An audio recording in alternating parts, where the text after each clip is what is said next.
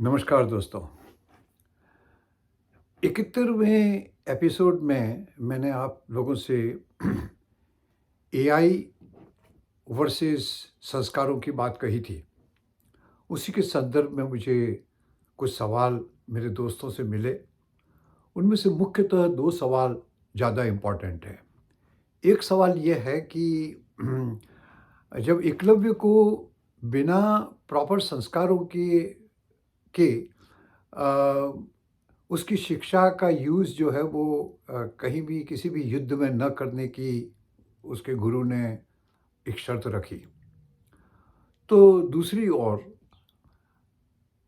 कौरव और पांडवों के बीच में जो युद्ध हुआ, उसमें कौरव की जो संख्या थी या जो राजकुमार थे, जो धृतराष्ट्र थे और दुर्योधन थे, उन लोगों को तो अच्छे गुरु से शिक्षा मिली हुई थी, वो संस्कार भी मिले हुए थे।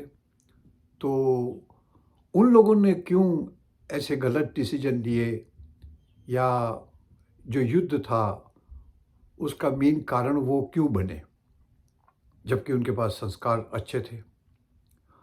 और दूसरा सवाल ये है कि अगर आज की तारीख में आज की पीढ़ी को अच्छे संस्कार देने हों, तो माँ-बाप के लिए ऐसी क्या गाइडलाइंस हैं या ऐसे कौन से मुद्दे हैं, जिनके आधार पे आसानी से हम उनमें संस्कारों का संचार कर सकते हैं? तो इन दोनों सवालों के जवाब देने की मैं कोशिश करूँगा। मेरी योग्यता के अनुसार से अगर मैं इनसे जवाब दे पाया, आपको जवाब दे पाया, तो मैं अपने आप को धन्य मानूँगा। तो चलिए पहले सवाल का जवाब ढूँढते हैं कि कौरवों के जो सेनापति या जिनके जो मुख्य थे वो धृतराष्ट्र थे और उनके गुरु तो द्रोणाचार्य और सारे गुरु तो उनके से थे ही थे।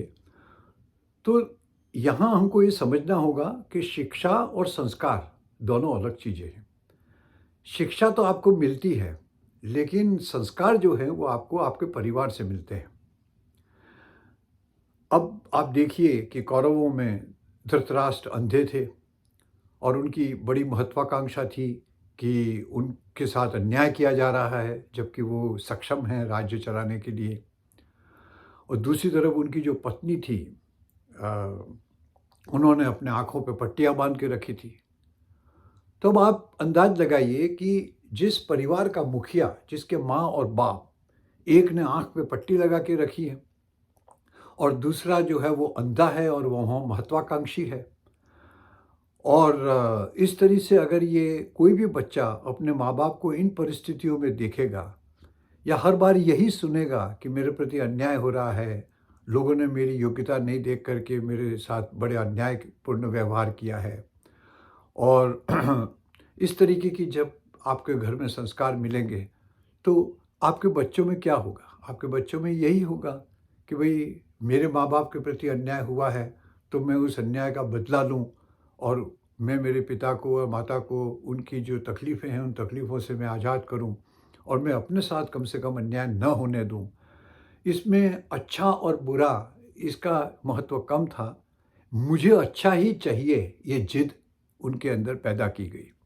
तो जो शिक्षा थी, उस शिक्षा थी उनसे तो मिली उनको, लेकिन शिक्षा के साथ उनको संस्कार नहीं मिले।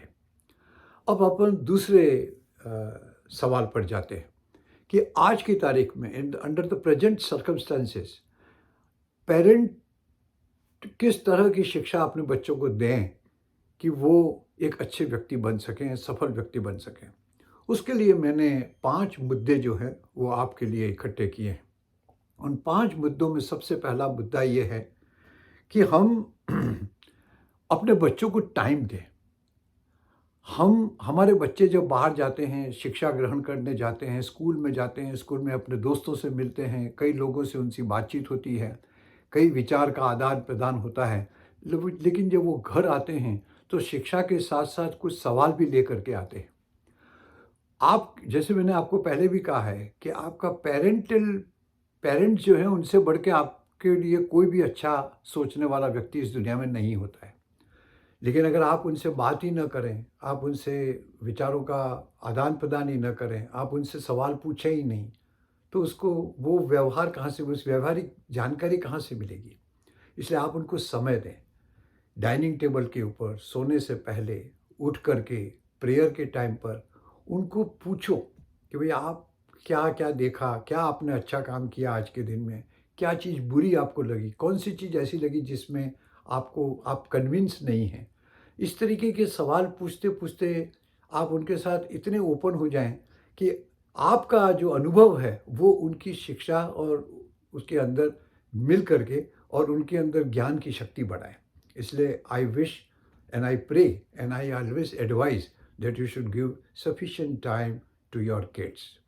दूसरा आता है कि उनके अंदर एक ग्रैटिट्यूड की भावना पैदा करें। दुनिया में अगर आपके पास दाल-रोटी मिलती है और आप सक्षम हैं, इसका मतलब ये नहीं है कि सारी दुनिया सक्षम है। आप बहुत चुनिंदा लोगों में से एक हैं, जिनको 2 वक़्त की रोटी नसीब होती है।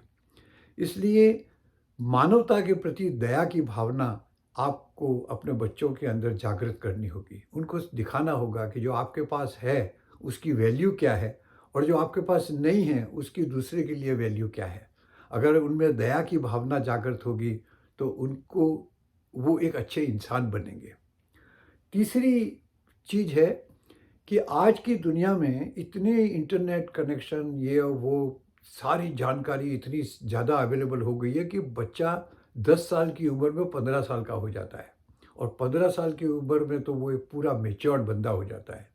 तो आज एज ए पेरेंट, आज as a mother and father, आपको उनको वो सारी चीज़ें शिक्षा देनी पड़ेगी। जैसे कि एक सिंपल एग्जांपल है नशा। नशा आजकल एक फ़ैशन हो चुकी है। आप देखेंगे दुनिया के हर कोने में नशेड़ी लोग जो हैं वो दुनिया को बर्बाद कर रहे हैं। अपने आप को तो बर्बाद कर रहे हैं लेकिन समाज को और देश को भी बर्बाद कर रहे हैं। अगर आप अपने बच्चे को ये एजुकेशन बहुत जल्दी दे दें कि भई देखो तुम्हारे पास कई लोग आएँगे, तुमको ऐसे चढ़ाएँगे, अरे यार ये सिगरेट पी ले, इसमें क्या है, इसमें तो बड़ा मज़ा आता है। ये दारू का एक पैग ले ले और कुछ दवाई जी ज़ुबान पे रख दे, तुम दुनिया को भूल जाओगे। इस तरीके की टेम्पटेशन उनको देंगे। लेकिन as a parent, as a father and mother आपको ये बताना है कि इस तरीके की चीज़ों को एक बार टेस्ट करने के बाद पूरी ज़िंदगी ख़त्म हो जाती है। अगर ये शिक्षा आप अपने बच्चों को नहीं देंगे, तो उसको वो दूसरी शिक्षा नशेड़ी बनाने की शिक्षा जो है, वो तो हर जगह उसको मिल जाएगी। लेकिन आपको उसको उससे बचा के रखना होगा। तो ये एक शिक्षा, ये एक बातचीत आप अपने बच्चे के साथ ज़रूर करिए। तीसरी बात ये है कि समय। आज की तारीख में या दुनिया जब से बनी है, तब से लगा कि समय कभी रुका नहीं है। आप लाखों रुपया खर्चा करके, करोड़ों रुपया खर्चा करके भी पिछला 1 मिनट आगे नहीं ले सकते। जो समय बीत गया, वो बीत गया। इसके लिए एक सिंपल एग्ज़ाम्पल है कि अगर आप जल्दी उठने की अ, एक आदत अपने बच्चे में डालते हैं, तो आप उनको बताइए कि आप दूसरे लोग जो जल्दी नहीं उठते हैं, उनसे तुमको 1 घंटा, 2 घंटा ज़्यादा मिल रहा है।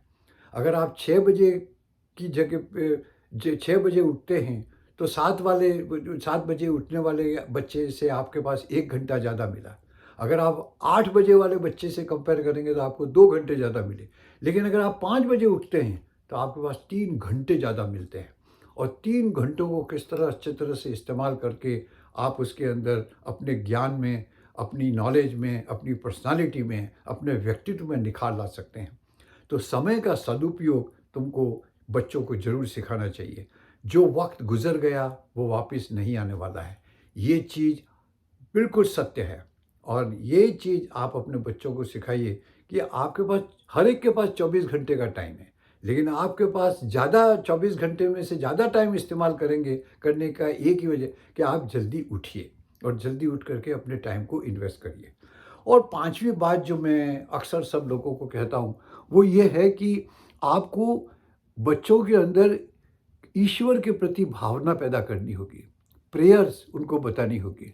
मैं आपको एक छोटी-सी बात कहता हूँ कि अगर आप ये समझते हैं कि मैं भगवान को नहीं मानता, मैं नास्तिक हूँ, मैं तो अपने कर्मों में विश्वास करता हूँ, मैं अपने आप में विश्वास करता हूँ, तो जो भी काम आप करेंगे उसमें 100% सफलता तो नहीं मिलने वाली है। 50% केसेज़ में आपको सफलता मिलेगी, लेकिन वो 50% जिसमें आपको सफलता नहीं मिली है, उसका ब्लेम आप किस पे रखेंगे? अपने आप पे रखेंगे। और वो ब्लेम अपने सिर पर लेकर आप घूमते रहेंगे, आप अपने माइंड को उसमें यूटिलाइज़ करते रहेंगे, एंगेज करते रहेंगे, तो आप आगे की शिक्षा कैसे प्राप्त करेंगे? हमारे सनातन धर्म में एक सिंपल बात लिखी हुई है कि हम कर्मण्येवाधिकारस्ते मा फलेषु कदाचन। हम कर्म करते जाएं, फल की इच्छा न रखें।